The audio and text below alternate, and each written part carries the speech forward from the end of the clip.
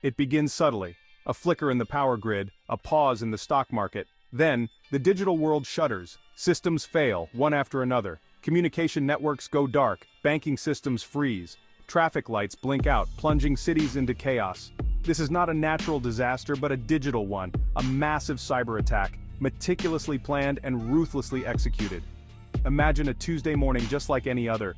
People go about their routines, oblivious to the digital storm brewing. Suddenly cell phones go dead, internet connections vanish, television screens display only static. The silence is deafening, broken only by the rising hum of confusion and fear. This is the new face of warfare, invisible, silent, and terrifyingly effective. The attackers, hidden deep within the digital ether, have crippled the nation without firing a single shot, but the worst is yet to come. For this is not just an attack on our technology, but on the very fabric of our society.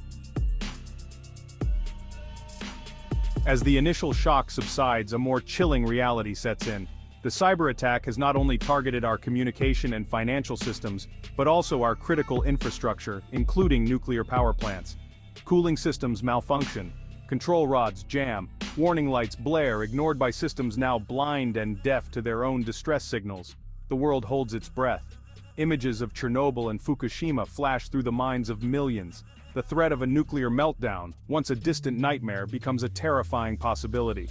The attackers, it seems, have no regard for human life, only for the chaos and destruction they can unleash. Panic spreads like wildfire. Evacuation orders are issued, but the digital blackout makes it impossible to reach everyone. Families are separated, stranded without information, or a way to contact loved ones. The line between order and anarchy thins with every passing hour.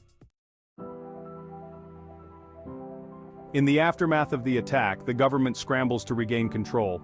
But the damage is deep, the task daunting. Rebooting a nation is not as simple as flipping a switch. Every system, every network must be painstakingly rebuilt, secured against further attacks. Experts work around the clock, battling fatigue and despair. The entire cybersecurity industry is mobilized, a digital army fighting an invisible enemy.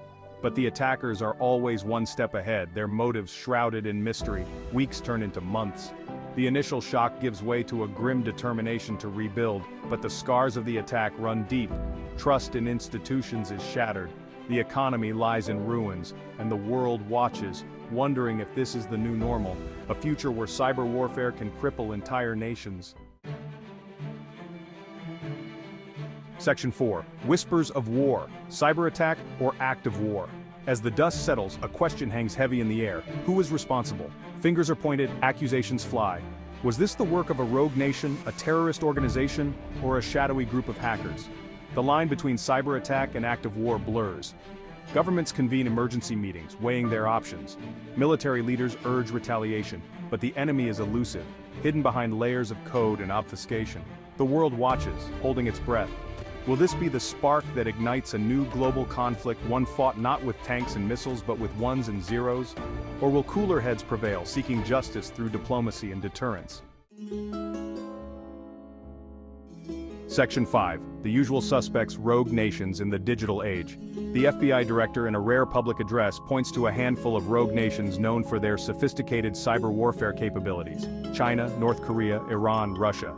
These countries, he warns, have been developing their digital arsenals for years, viewing cyber attacks as a way to achieve their geopolitical goals without resorting to traditional warfare. The evidence is circumstantial but compelling. These nations have a history of cyber espionage, intellectual property theft, and disruptive attacks on government and private sector networks. Their motives are clear: to weaken their adversaries, sow discord, and advance their own interests in the digital domain. The international community condemns the attack, but concrete action is slow to materialize. The attackers, emboldened by their success, retreat into the shadows, leaving the world to grapple with the implications of this digital 9/11. Section 6. The Fragile Fabric, a stark warning for the future. The massive cyber attack serves as a stark warning. Our interconnected world, for all its conveniences, is terrifyingly vulnerable. The same technology that connects us also makes us vulnerable to attack, and the consequences can be devastating. This is not a problem that can be solved with more firewalls or antivirus software. It requires a fundamental rethink of our relationship with technology, a recognition of our shared vulnerability, and a commitment to building a more resilient and secure digital future. The attack on our infrastructure was a wake-up call. The question is, will we hit the snooze button and go back to sleep? Or will we finally open our eyes to the digital threats we face? The future, quite literally, depends on it.